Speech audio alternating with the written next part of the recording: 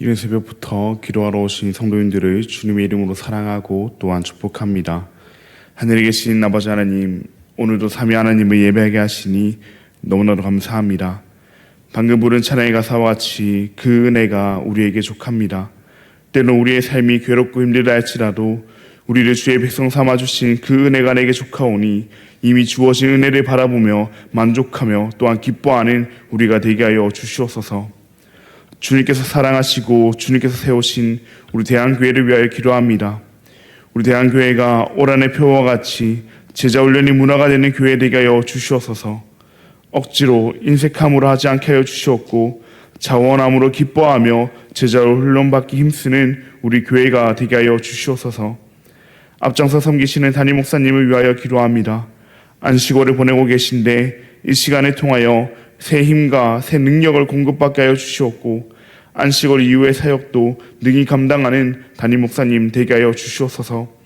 더욱 성령 충만하게 하여 주시옵고 주님의 뜻과 주님의 나라를 위해 쓰임받는 담임 목사님 되게 하여 주시옵소서. 함께 교회를 섬기시는 장로인들을 위해서로 기도합니다. 주님께서 동행하여 주시옵고 주님의 동행하심으로 말미암아 어떤 일을 하고 어떤 결정을 할 때에도 주님 편에 서는 장로인들 되게 하여 주시옵소서. 그리하여 우리 교회가 더욱 평안하여 든든히 서가는 교회로 세워지게 하여 주시옵소서. 긍휼이 풍성하신 하나님 아버지, 우리의 다음 세대들을 위하여 기도합니다. 우리의 다음 세대들이 이 세상의 풍조를 따르지 않게 하여 주시옵고 이미 자신들에게 주어진 은혜를 바라보며 주님을 따르며 주님의 나라를 세워가는 우리의 다음 세대들 되게 하여 주시옵소서. 요월 아파 치료 하나님, 지금 이 순간에도 육신의 질병으로 마음의 아픔으로 영적인 무너짐으로 여러 현실의 문제들로 인해 고통 중에 신음하고 있는 우리의 지체들을 위해서 기도합니다. 주님께서 그들 한 명 한 명을 찾아가시어 위로하여 주시옵고 회복의 역사를 일으켜 주시옵소서. 특별히 수술 후 회복 중에 계신 최영하 권사님, 주님 장중에 붙들어 주시옵고 그 어두운 가운데로 주님 함께 하시어 외롭지 않게 하시고 속히 회복되게 하여 주시옵소서. 주님의 놀라운 역사로 그 영과 육이 깨어나게 하여 주시옵소서. 천사 찬양대의 찬양을 주님께 설명하여 주시옵고 이곳에 나온 모든 성도들의 기도를 하나님께서 친히 응답하여 주시옵소서. 너무나도 감사합니다. 사랑합니다. 예수님의 이름으로 기도합니다. 아멘. 오늘 우리에게 주신 하나님의 말씀은 고린도전서 1장 10절로부터 17절까지의 말씀입니다. 오늘 우리에게 주신 하나님의 말씀은 고린도전서 1장 10절로부터 17절까지의 말씀입니다. 제가 가진 신약성경 263면에 있습니다. 네, 그럼 다 찾으신 줄 알고 교독하시고 마지막 절은 함께 읽도록 하겠습니다. 이것은 하나님의 말씀입니다. 형제들아, 내가 우리 주 예수 그리스도의 이름으로 너희를 권하노니 모두가 같은 말을 하고 너희 가운데 분쟁이 없이 같은 마음과 같은 뜻으로 온전히 합하라. 예, 형제들아, 글로의 시편으로 너희에 대한 말이 내게 들리니 곧 너희 가운데 분쟁이 있다는 것이라. 내가 이것을 말하거니와 너희가 각각 이르되 나는 바울에게, 나는 아볼로에게, 나는 게바에게, 나는 그리스도에게 속한 자라 한다는 것이니 그리스도께서 어찌 나뉘었느냐. 바울이 너희를 위하여 십자가에 못 박혔으며 바울의 이름으로 너희가 세례를 받았느냐. 나는 그리스도와 가이오 외에는 너희 중 아무에게도 내가 세례를 베푸지 아니한 것을 감사하노니 이는 아무도 나의 이름으로 세례를 받았다 말하지 못하게 하려 함이라. 내가 또한 스데바나 집 사람에게 세례를 베풀었고 그 외에는 다른 누구에게 세례를 베풀었는지 알지 못하노라. 그리스도께서 나를 보내심은 세례를 베풀게 하려 하심이 아니요 오직 복음을 전하게 하려 하심이로되 말의 지혜로 하지 아니함은 그리스도의 십자가가 헛되지 않게 하려 함이라. 아멘. 오늘은 그리스도께서 어찌 나뉘었느냐, 그리스도께서 어찌 나뉘었느냐라는 제목으로 함께 말씀을 나누고자 합니다. 사랑하는 여러분, 우리 어제부터 함께 살펴보게 된 이 고린도전서는 바울이 고린도 교회에 보낸 편지입니다.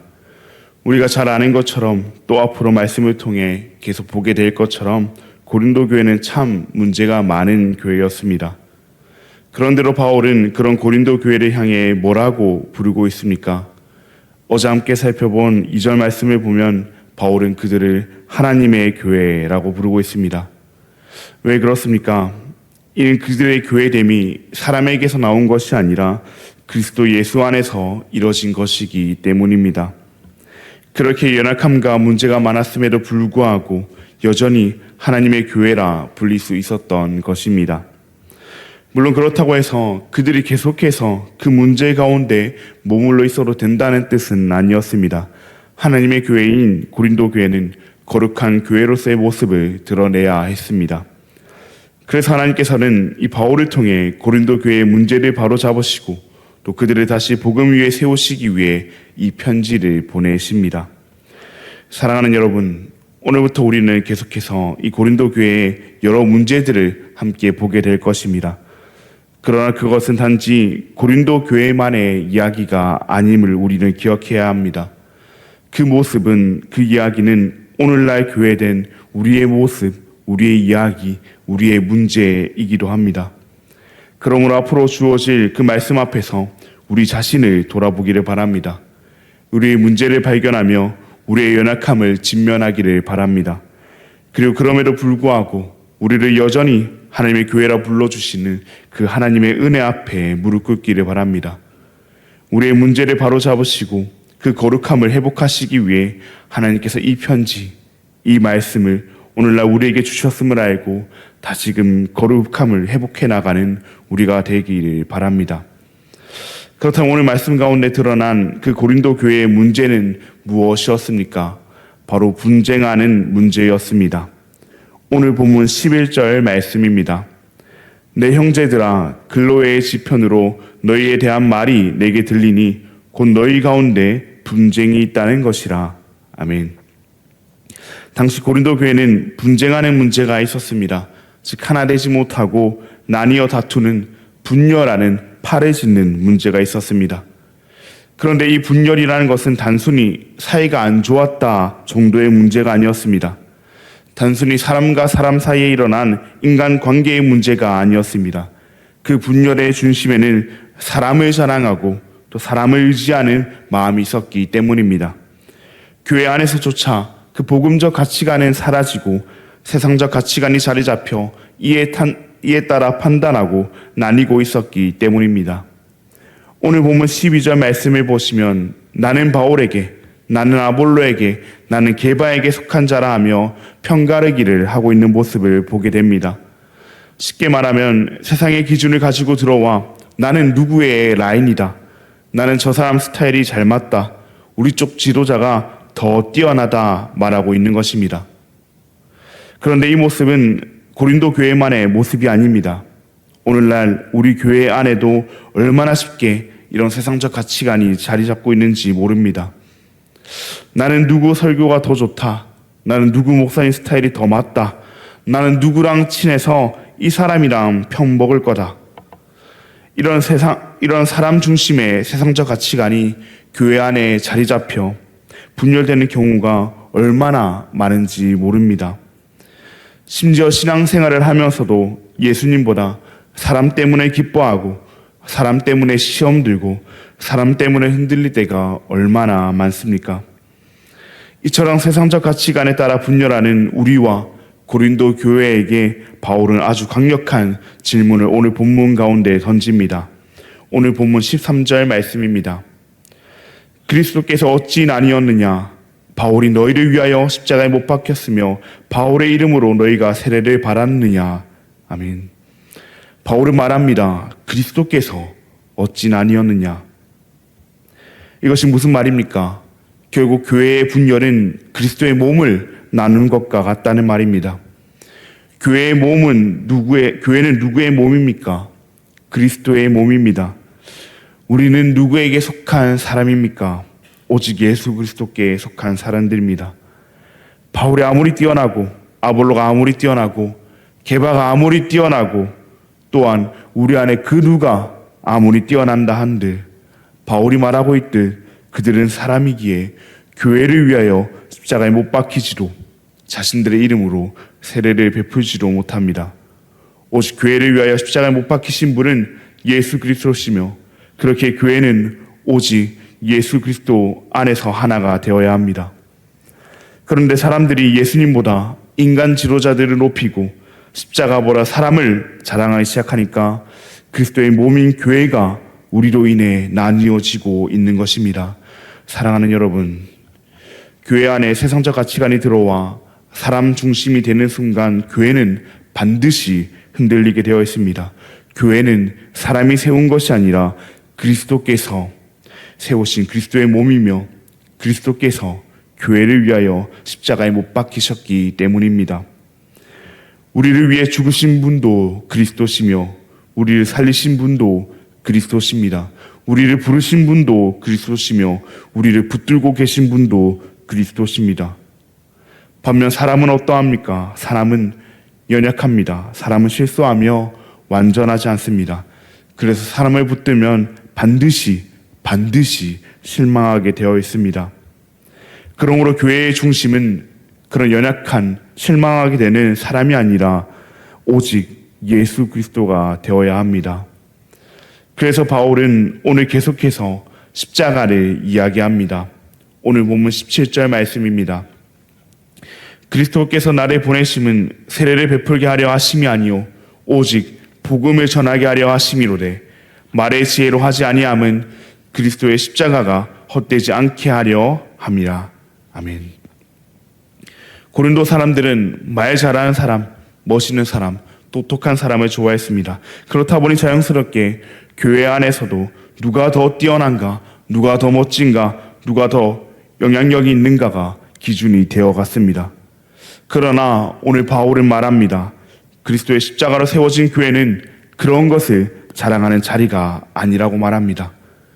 왜냐하면 교회를 세운 그 그리스도의 십자가는 내가 얼마나 대단한 존재인가를 보여주는 자리가 아니라 내가 얼마나 죄인인가를 보여주는 자리이기 때문입니다. 십자가는 인간의 영광을 높이는 자리가 아니라 인간의 교만을 죽이는 자리입니다. 십자가 앞에서 잘난 사람도 없고 자랑할 사람도 없고 높아질 사람도 없습니다. 왜냐하면 우리 모두 예수님 아니면 살 수 없던 죄인이었기 때문입니다. 그런 우리가 오직 예수 그리스도의 십자가로 세워진 교회에 나아왔기 때문입니다. 그렇게 바울은 말합니다. 세상과 같이 사람을 자랑하지 마라. 오직 그리스도의 십자가만 자랑하라. 사랑하는 여러분, 우리 안에 세상적 가치관이 들어와 어느새 우리의 중심도 사람이 되어 있지는 않습니까? 나와 더 잘 맞는 사람, 내가 더 좋아하는 목회자, 내가 더 뛰어나다고 생각하는 누군가를 따르고 있지는 않습니까? 그리하여 그리스도의 몸된 교회를 우리가 나누고 있지는 않습니까? 그러나 하나님께서는 오늘 말씀을 통해 우리에게 다시금 물으십니다. 그래서 그 사람이 너희를 위해서 죽었느냐?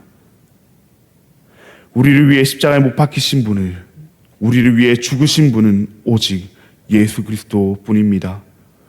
우리를 교회로 부르신 분도 그리스도시며 우리를 하나 되게 하신 분도 그리스도이십니다. 우리가 좋아하는 그 사람도, 우리가 높여 세우고 싶어하는 그 사람도 결국 연약한 사람에 불과합니다. 사람은 교회를 세울 수 없습니다. 사람은 교회를 하나 되게 할 수 없습니다. 사람은 교회를 교회되게 할 수 없습니다. 오직 예수 그리스도만이 십자가로 교회를 세우시며 십자가로 교회를 붙드시며 십자가로 교회를 하나 되게 하십니다. 그러므로 우리의 자랑도, 우리의 중심도, 우리의 하나됨도 오직 예수 그리스도의 십자가가 되어야 합니다.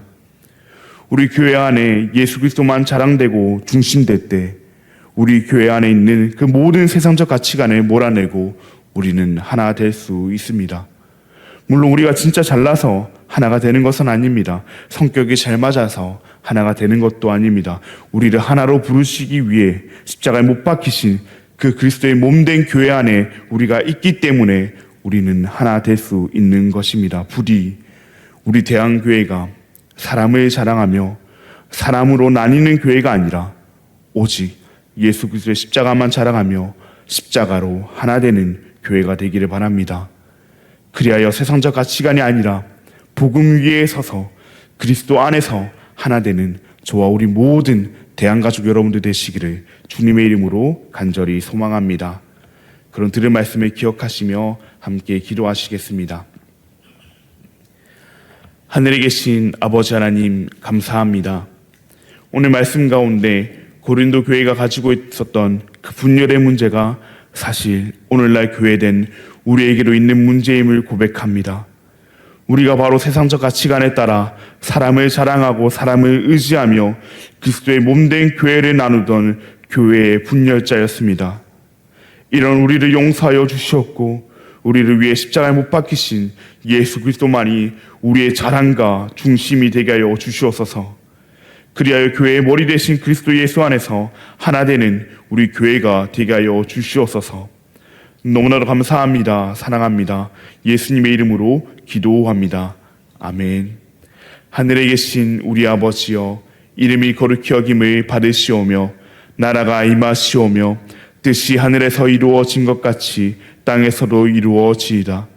오늘 우리에게 일용할 양식을 주시옵고 우리가 우리에게 죄 지은 자를 사하여 준 것 같이 우리 죄를 사하여 주시옵고 우리를 시험에 들게 하지 마시옵고 다만 악에서 구하시옵소서. 나라와 권세와 영광이 아버지께 영원히 있사옵나이다. 아멘.